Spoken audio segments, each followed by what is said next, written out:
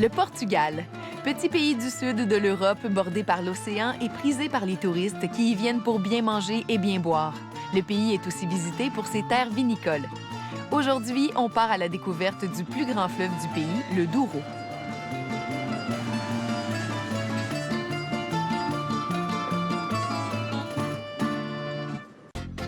Notre périple commence dans la ville de Porto où on atterrit en milieu de journée. On récupère les valises avant de se diriger vers la sortie.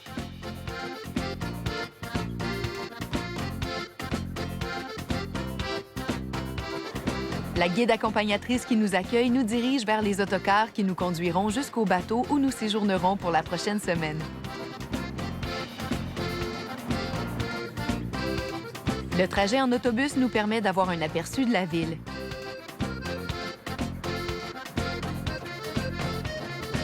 Porto est une ville côtière située au nord-ouest du pays. Elle est connue pour ses ponts imposants et aussi pour sa production de vin de Porto. C'est une ville dynamique et fascinante qu'on aura la chance de visiter à la fin de notre séjour.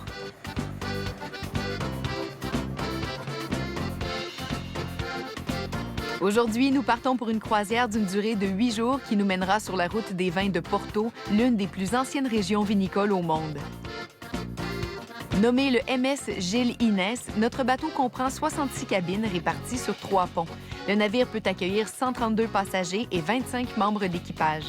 Construit en 2015, on y trouve un salon, une salle à manger et un pont-soleil où on peut profiter d'une petite piscine, de chaises longues et où il est possible de se dégourdir les jambes.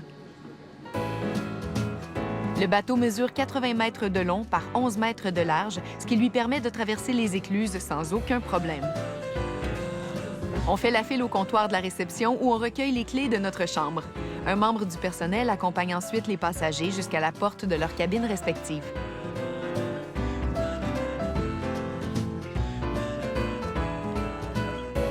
Les cabines sont toutes semblables, à l'exception de 4 suites qui sont un peu plus grandes et qui sont munies d'un coin salon. Les chambres comptent 2 lits simples et une salle de bain complète.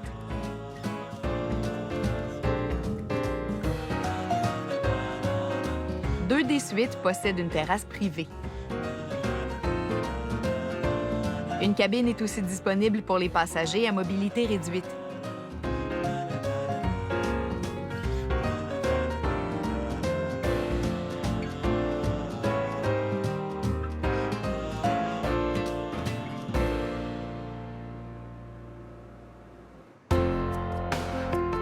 Pour la première soirée à bord, le bateau reste amarré à Porto.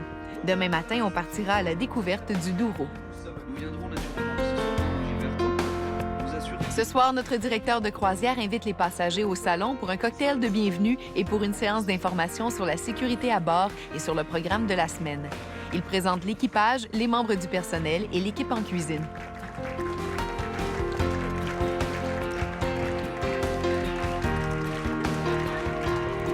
La soirée se poursuit dans la salle à manger. Durant la croisière, c'est ici que tous les repas seront servis. Ce soir au menu, une entrée de jambon ibérique avec melon. En plat principal, des raviolis et aubergines. Et pour dessert, des profiteroles sauce au chocolat.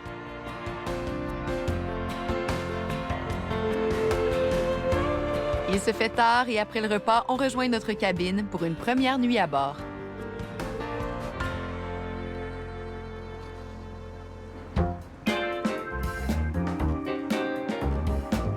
Il est 7h30 le lendemain matin lorsque le bateau quitte Porto en direction de Riga.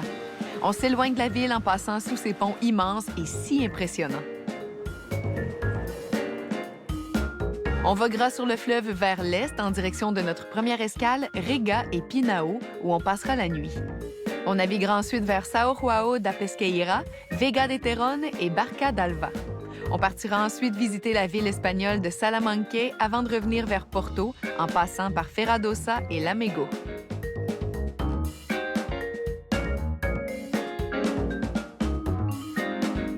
Durant notre périple sur le fleuve Douro, on aura plusieurs écluses à passer. Ces paliers construits par les hommes ont permis de dompter le fleuve et de faciliter la navigation sur ses eaux. La première que l'on franchit est l'écluse de Crestuma. On comprend mieux pourquoi les bateaux de croisière destinés à naviguer sur le fleuve sont si étroits. Le capitaine fait une entrée bien maîtrisée, puis on referme les portes. Le navire effectue ici une lente montée de 14 mètres.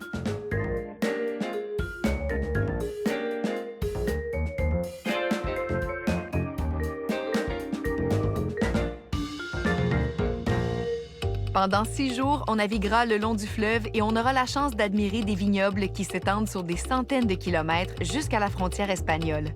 Durant la période des vendanges, ces vignobles en escalier se colorent en différents tons de rouge, orange et jaune.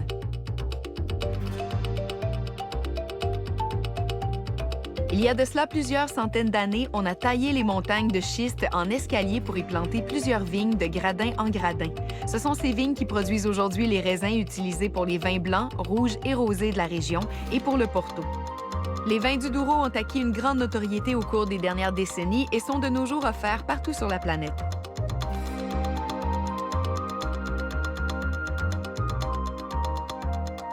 L'écluse de Carapatello est la plus impressionnante de tout le Douro avec ses 36 mètres de dénivellation. On se rassemble sous le pont Soleil pour prendre quelques photos et profiter du spectacle. Le toit vert qui différencie bien notre bateau doit être abaissé afin de réaliser cette manœuvre.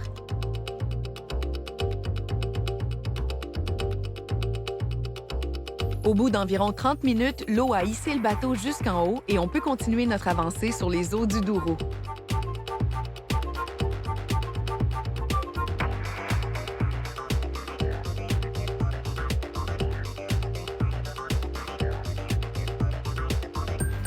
Avant la construction des barrages, le fleuve Douro était dangereux pour la navigation et transporter le vin dans les bateaux Rabelos relevait d'une véritable aventure.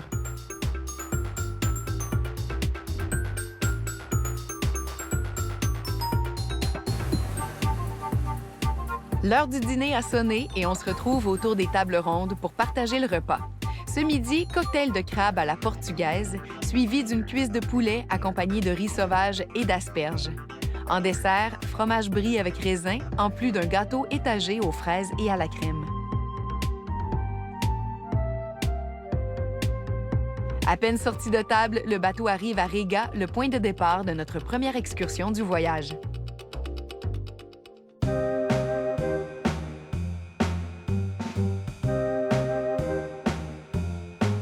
On monte dans un autocar pour se diriger vers la municipalité de Vila-Real. Le bateau prendra quant à lui la direction de Pinhao où on retrouvera les passagers restés à bord plus tard. On sort pour se dégourdir les jambes et marcher dans les rues. On s'arrête ensuite pour visiter le palais de Mathéus. La municipalité comprend de nombreuses demeures des 16e et 18e siècles, mais celle-ci est sous la protection du patrimoine national.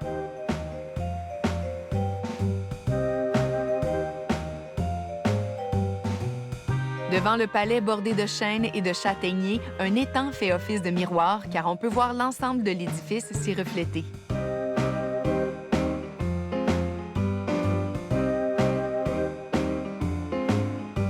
On remarque également les somptueux jardins qui entourent la propriété.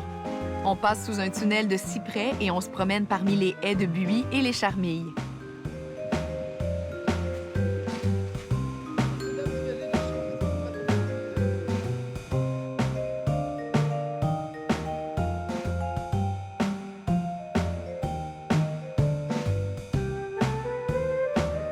Le palais de Mathéus a été conçu au cours du 18e siècle par l'architecte Niccolò Nasoni.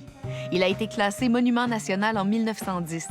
Les pièces de la demeure forment un ensemble patrimonial et artistique qui révèle l'histoire de la famille, mais aussi du palais. En s'y promenant, on y découvre les appartements originaux et des salles d'exposition. On y trouve plusieurs objets qui témoignent de la profonde religiosité des protagonistes du palais de Mathéus. Dans l'aile nord, on peut visiter la bibliothèque qui abrite plusieurs livres anciens.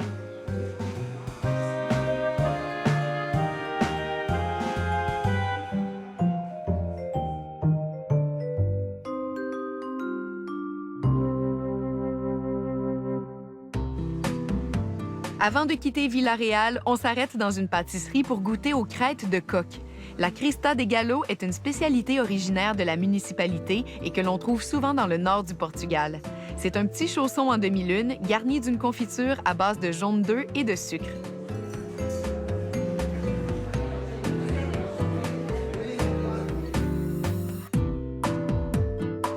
On reprend l'autocar afin de se diriger vers Pinao où le bateau est amarré pour la nuit. Avant de remonter à bord pour le souper, on s'arrête à la gare de train de Pinao qui abrite une boutique de vin.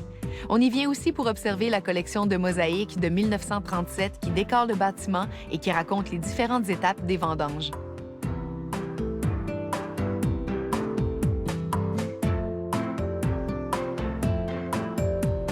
Cette tradition de peinture sur tuile de céramique est très répandue dans le pays et agit comme un des véhicules de la culture portugaise depuis des siècles.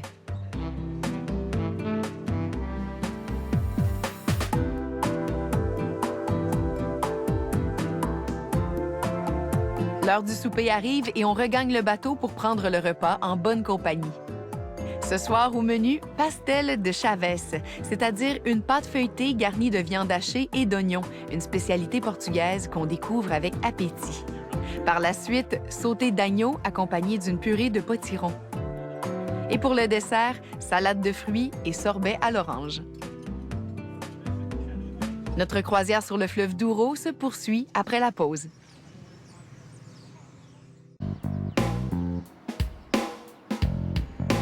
Ce matin, on se réveille juste à temps pour assister au départ du bateau en direction de Tavora, d'où on partira en autocar pour faire la visite de la route des vins. La vallée du Douro est étonnante et présente des paysages uniques au monde. En naviguant sur les eaux du fleuve, il est amusant d'identifier les différents vignobles et les villages à l'aide des inscriptions qu'on trouve ici et là dans les champs et qui semblent saluer les visiteurs au passage.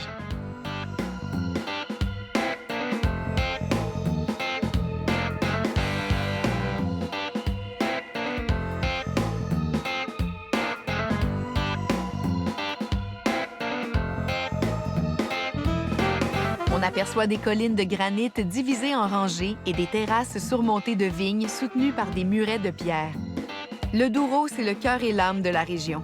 Les vignes semblent s'étaler jusqu'au fleuve. On dirait une véritable toile qui se dessine sous notre regard.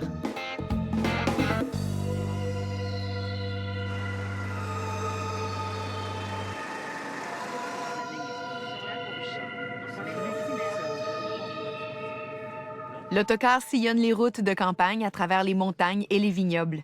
Le chauffeur s'arrête un instant afin de permettre au groupe de photographier ces paysages uniques.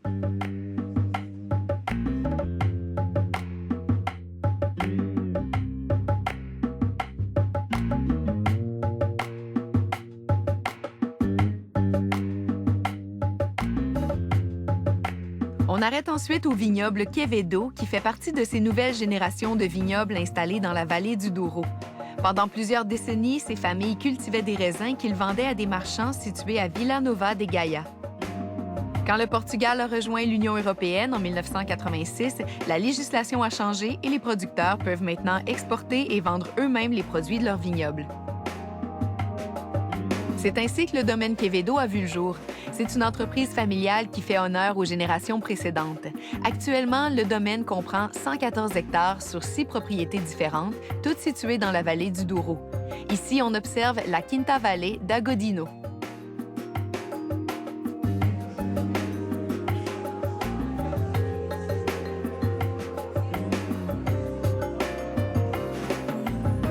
Dans la salle de dégustation, on goûte à différents produits de la maison. Il est aussi possible de se procurer des bouteilles de vin ou de Porto à rapporter en guise de souvenir.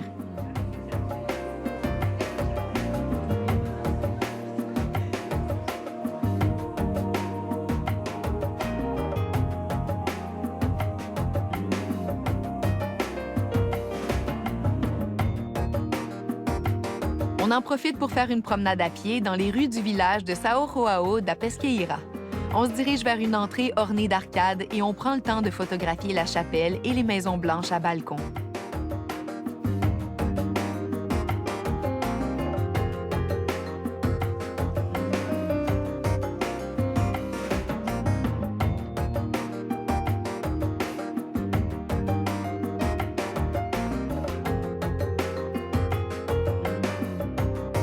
On croise quelques marchands de souvenirs qui proposent entre autres des produits confectionnés à base de liège.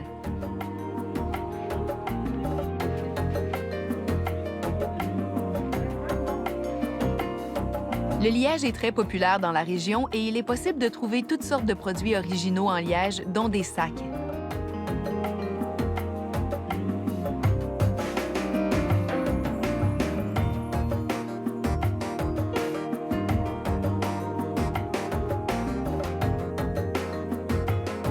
On effectue un dernier arrêt à la chapelle São Salvador do Mundo, d'où on a une vue imprenable sur le Douro et les écluses de Valleira qu'on franchira plus tard.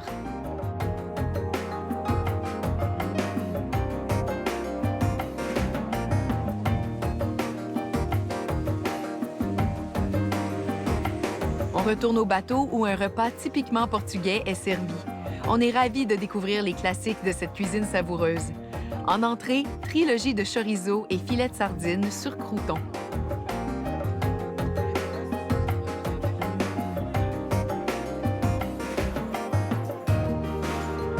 Puis sont ensuite servis de belles grandes assiettes à partager. Voici le gratin de morue à la crème.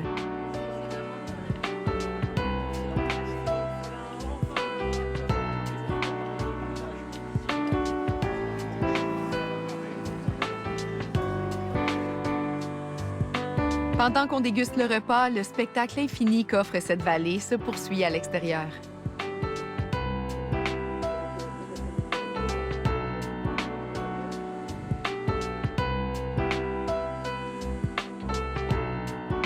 Il est environ 15h30 lorsqu'on franchit les écluses de Valleira, puis celles de Pochino.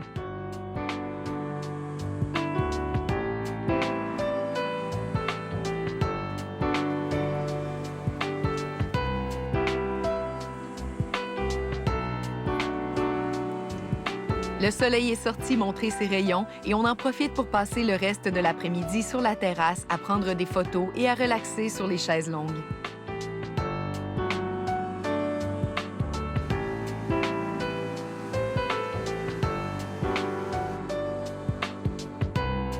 En fin de journée, le capitaine invite les mordus de la navigation à visiter la passerelle en compagnie du directeur de croisière.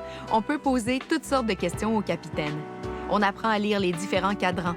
On découvre aussi que les nouveaux bateaux sont maintenant munis de caméras, ce qui aide parfois lors du passage aux écluses ou lors des arrivées dans les ports plus étroits sur le fleuve.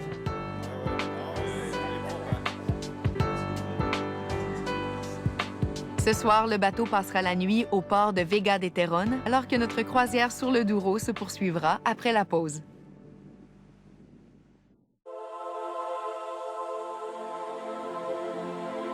Il est encore tôt quand on se réveille pour prendre le petit déjeuner. Ce matin, on part en excursion pour toute la journée et le départ de l'autocar est prévu à 8h30.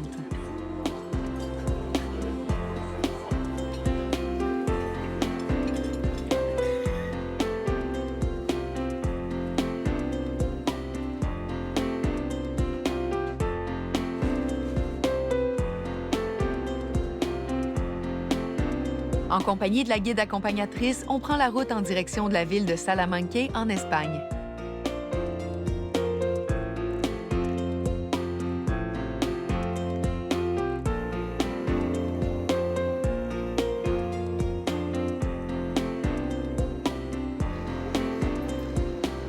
Le chauffeur a prévu un arrêt dans un café où il est possible de se procurer un jambon ibérique de la région, du pain, mais aussi de commander un expresso au comptoir.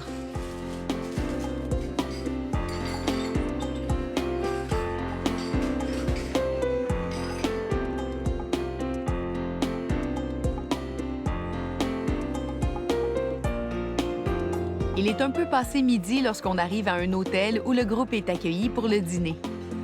On s'installe dans la grande salle et on partage un repas en plus de goûter à quelques bouteilles. On refait le plein d'énergie en prévision de l'après-midi et des découvertes qui sont au programme.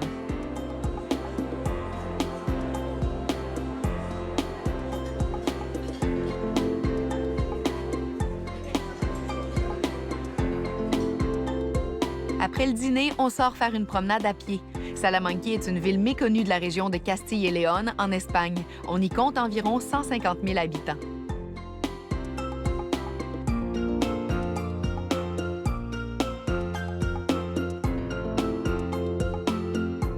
On croise le marché de la ville où les habitants viennent faire le plein de produits frais. Il est toujours agréable de s'imprégner de la vie quotidienne dans les villes en observant les marchands monter leurs kiosques et les clients faire leurs emplettes. En continuant notre visite, on croise la Plaza Mayor qui est située en plein cœur de la ville. Avec le temps, cette place est devenue le centre de la vie sociale de la ville. La place doit son existence aux frères Alberto et Nicolas Churriguera.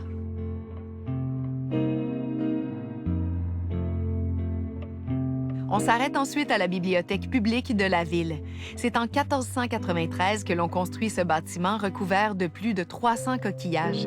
En 1929, l'édifice est déclaré monument national avant de devenir une bibliothèque publique et un point d'intérêt pour les touristes.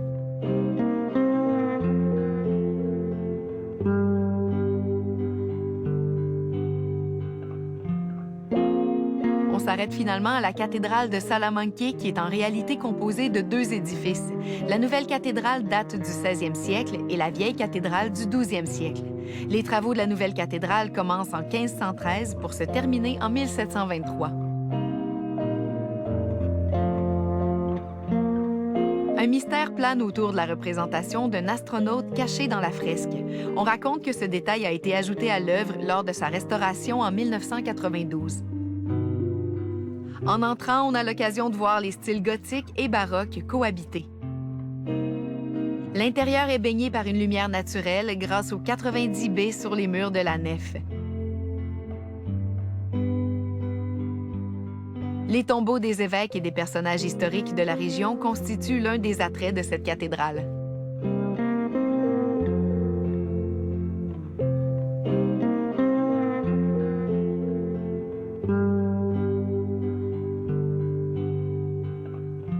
L'arrière-cour baroque montre des images de la Renaissance telles que la Vierge de Loreto et le Saint Jean-Baptiste.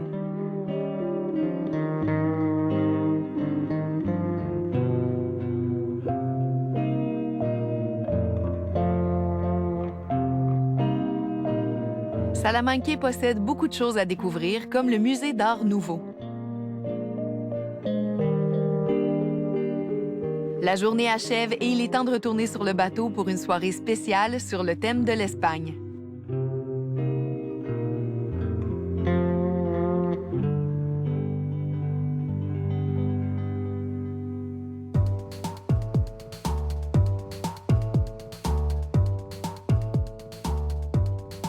Le bateau est toujours amarré à Vega de Terón, d'où on partira demain matin.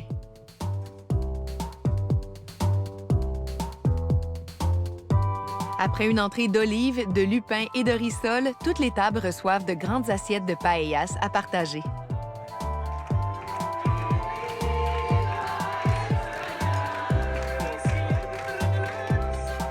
C'est soir de fête et le chef décide de resservir les invités qui ont encore faim.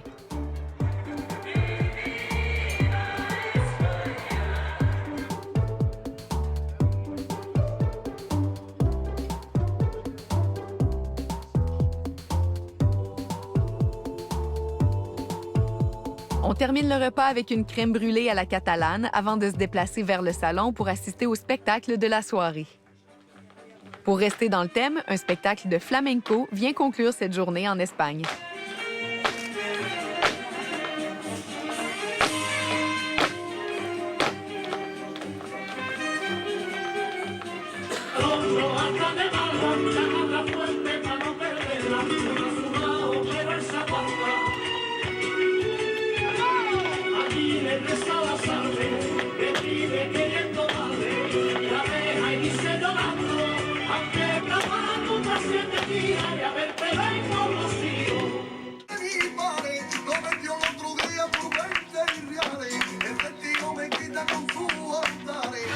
Les passagers les plus enthousiastes sont invités à se joindre à la danse. Ainsi se termine cette autre journée à bord du MS Gélines. Après la pause, notre aventure sur le Douro se poursuit.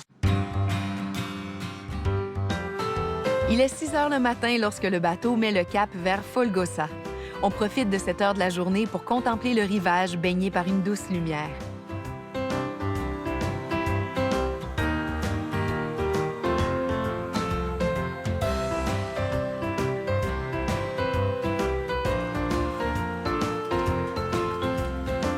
Ce matin, le petit déjeuner est servi entre 7h30 et 9h.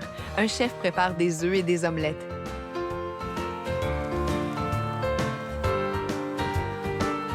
Dans la salle à manger, on se concocte une assiette. Fruits frais, charcuterie, fromage et pain à griller sont proposés en libre service. Des paniers de croissants et de viennoiseries sont placés sur chacune des tables.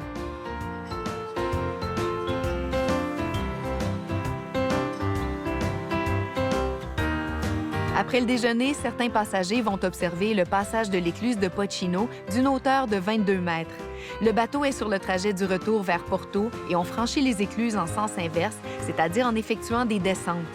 L'eau sous le navire est évacuée afin de lui permettre d'atteindre l'autre niveau de navigation du fleuve.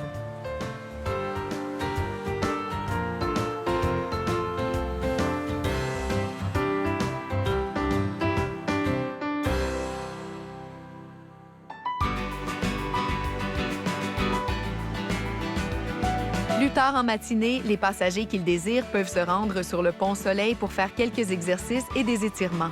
D'autres types d'activités sont également organisés au salon, dont des jeux questionnaires.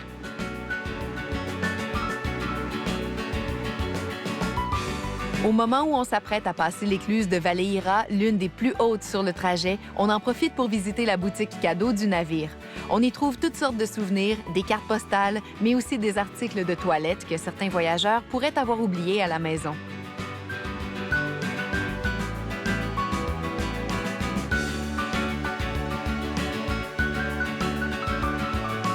On s'installe au salon pour écrire notre carte postale puisqu'il reste encore quelques heures de navigation avant d'arriver à Folgoça, d'où on partira pour visiter Lamego.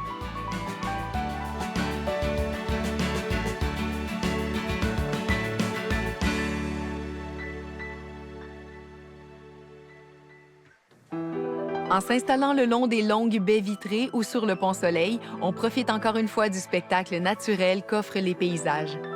On traverse un petit canyon où l'eau du fleuve donne l'impression de se changer en miroir.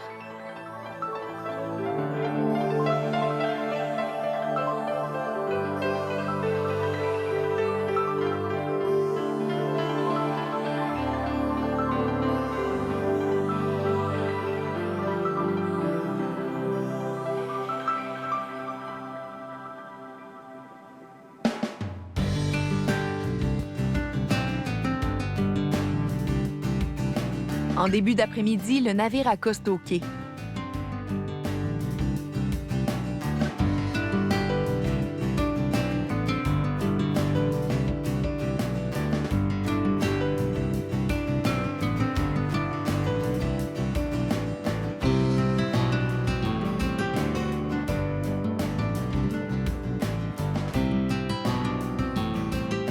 On s'apprête à partir en excursion pour découvrir le sanctuaire de Notre-Dame des Remèdes. La première pierre fut posée ici en 1750. Depuis, un fascinant temple domine la ville. En montant les 700 marches, on a accès à une vue unique sur la cité et sur les monts qui l'entourent.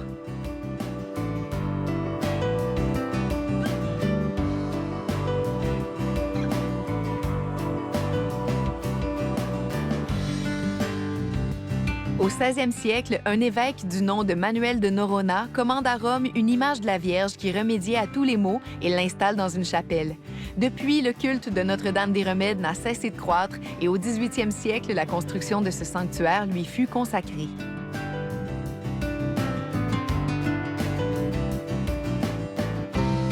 Tous les ans, une fête coïncide avec le pèlerinage du Portugal et des centaines de milliers de personnes participent aux festivités.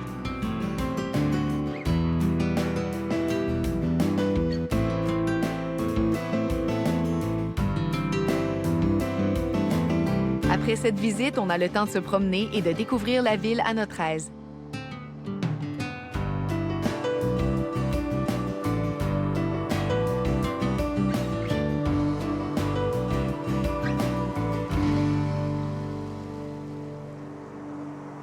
On redescend tranquillement vers le quai afin de rejoindre le bateau, car ce soir ont lieu le grand bal et le dîner de gala.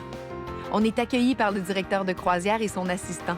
On prend l'apéritif en compagnie du capitaine et un photographe est sur place pour immortaliser les célébrations.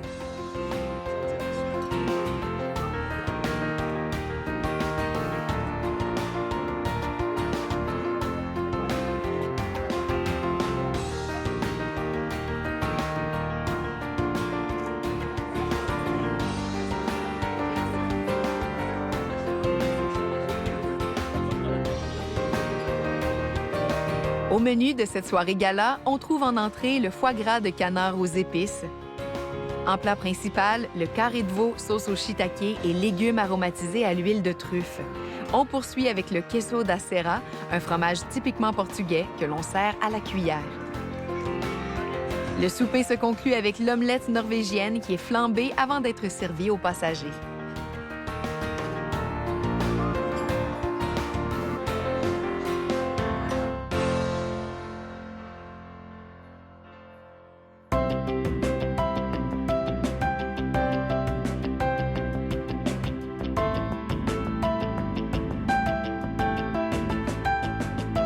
Il est 6h30 et la plupart des passagers dorment encore quand le bateau lève l'ancre pour se diriger vers Porto. L'arrivée est prévue vers 12h30. Pendant ce temps, au salon, on peut se procurer une copie des photos prises lors de la soirée de gala.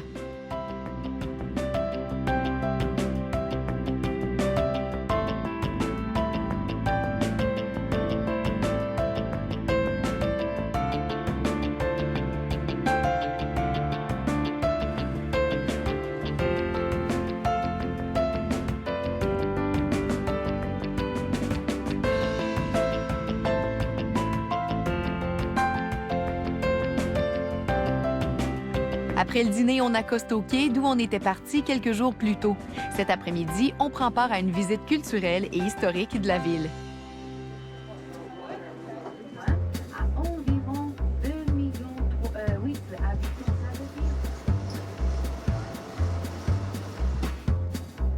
Notre premier arrêt, l'église São Francisco, que l'on appelle aussi Église en or, était à l'origine un couvent édifié par des moines franciscains. Puis, au fil des années, les familles riches de Porto ont contribué au développement de l'édifice en revêtant l'intérieur d'or.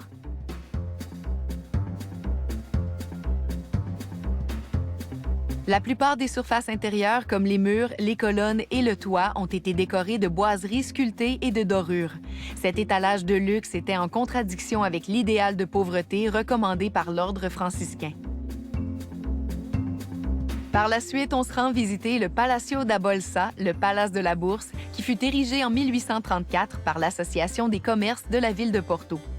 En arrivant, on entre dans la cour centrale, aussi appelée la Cour des Nations. Cette salle est couverte d'une structure de verre qui laisse entrer la lumière. En empruntant le grand escalier de marbre, on rejoint le deuxième étage.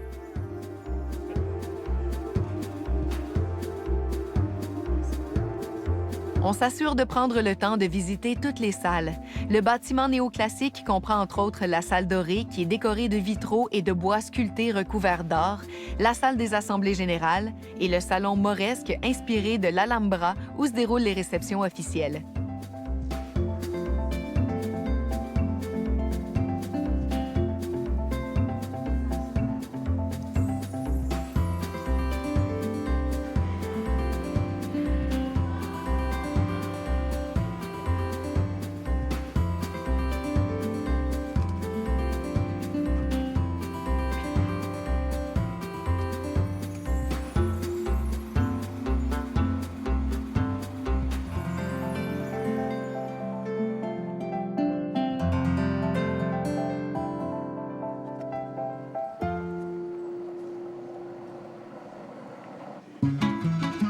Durant la visite, on remarque l'odeur particulière du bois humide mêlée à celle du vin. La guide qui accompagne le groupe relate les grandes lignes de l'histoire du vin, mais aussi de la maison Ferreira et de sa cave. La promenade dans les passages souterrains est impressionnante et on est reconnaissant de pouvoir vivre cette expérience. On en profite également pour découvrir le petit musée consacré au commerce et à la production du Porto. La maison a été fondée par Madame Antonia Adelaide Ferreira en 1751. Femme d'affaires de caractère, Madame Ferreira a contribué à la consolidation de sa marque, mais aussi au développement de la vallée du Douro. Assez jeune, elle hérite de plusieurs vignobles de sa riche famille et elle investit la majorité de sa vie à développer la production de vin dans la vallée du Douro et à la vente de ses produits à travers le monde, surtout en Angleterre. La visite se conclut par une dégustation. Assis à de grandes tables installées au milieu des barils qui sommeillent, on a la chance de déguster 2 verres de vin de Porto offerts par la maison. On poursuit notre visite de la ville au retour de la pause.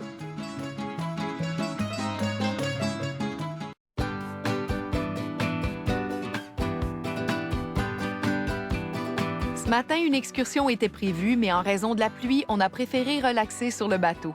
Les courageux qui sont sortis rejoignent le groupe pour le dîner.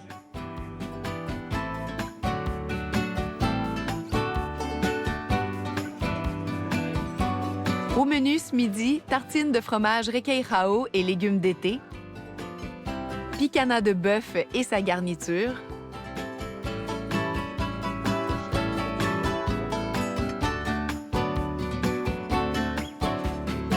et pour dessert, une poire pochée aux épices avec crème glacée nappée d'une sauce au chocolat. Le directeur de croisière communique le plan de l'après-midi et de la soirée, alors qu'une troupe folklorique se produira en spectacle au salon dès 20h30.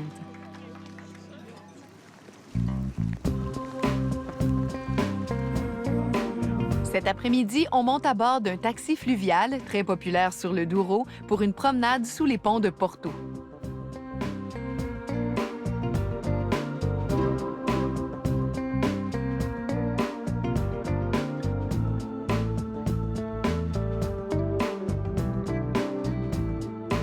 On en profite pour prendre plusieurs photos en compagnie des goélands qui escortent le bateau.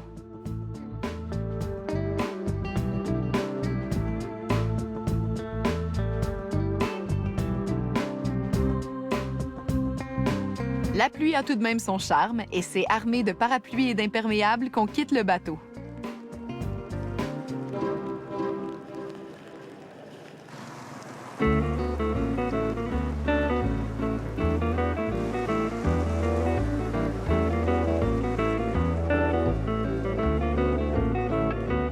Par la suite, on se rend à la célèbre librairie Leio. Inaugurée en 1906, la librairie accueille chaque année des milliers de touristes. Avec ses vitraux et ses bibliothèques de bois, elle a été élue par plusieurs comme l'une des plus belles librairies au monde.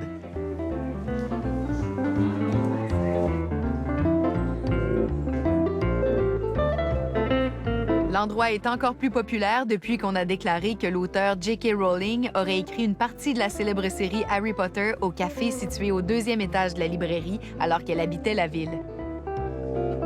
Les admirateurs de Harry Potter viennent souvent se faire photographier dans ce lieu.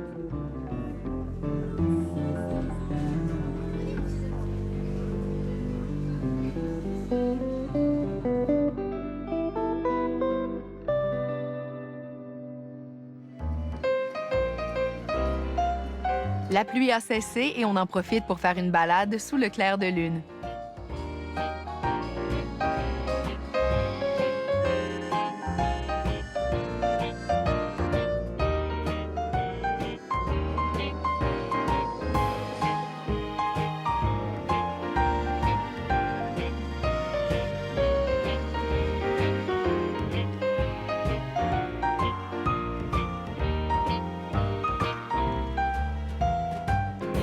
De retour sur le bateau, on prend une bouchée rapide avant de se diriger au salon pour la soirée folklorique. Ce soir, saumon fumé et mousse à la roquette, filet de caille et gratin de pommes de terre, et pour finir, un dessert à la vanille.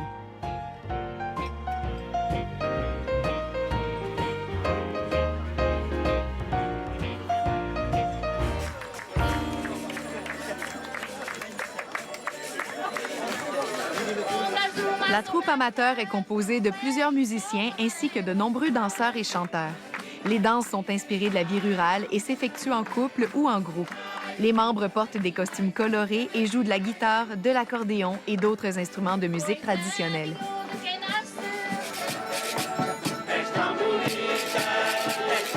Les danses et les costumes changent selon la région du pays, mais les hommes portent souvent des chapeaux.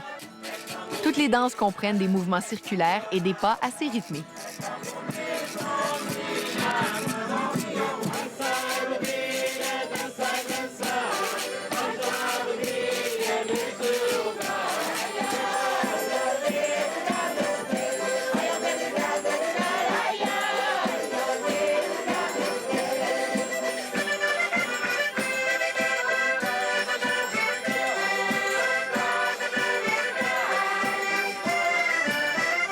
Les membres de la troupe invitent les volontaires à se joindre à eux pour l'ultime danse de la soirée.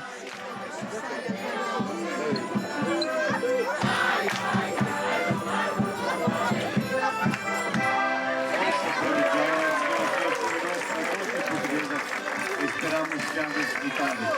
En espérant que vous avez apprécié, on les applaudit très fort au groupe francophone du Ereigno.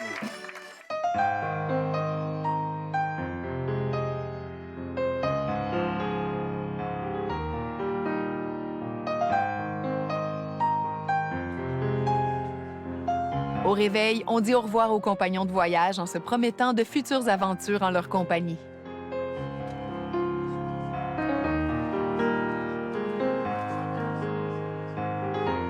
On remercie tout l'équipage avant de quitter le navire et de partir pour une dernière journée de découverte.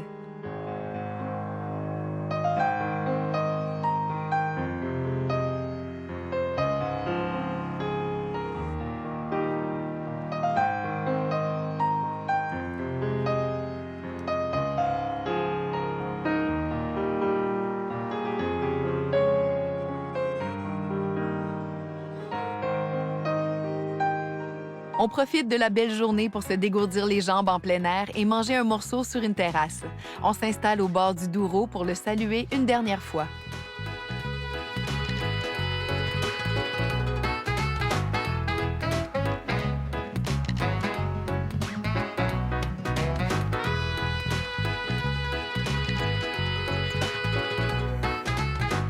Après le repas, on se rend à la tour Clérigos. On en profite pour explorer d'autres coins de la ville et les édifices colorés typiques à Porto.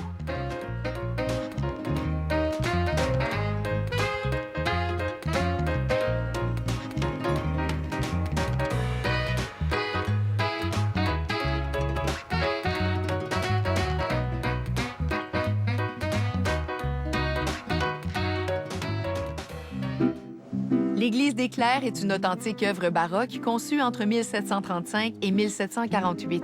Avec sa tour de 76 mètres de hauteur, on la remarque de plusieurs endroits dans la ville. À l'intérieur du temple, tout est en marbre et en bois sculpté recouvert d'or. Une salle d'exposition est consacrée à de multiples représentations du Christ.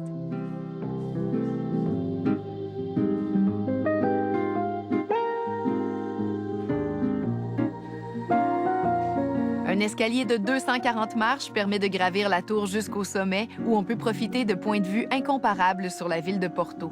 L'effort de la montée est alors récompensé.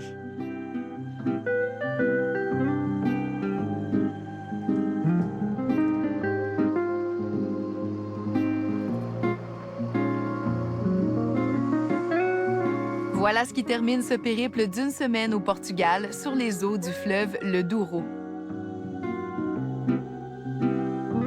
Déjà, on a hâte de repartir pour une autre croisière de rêve.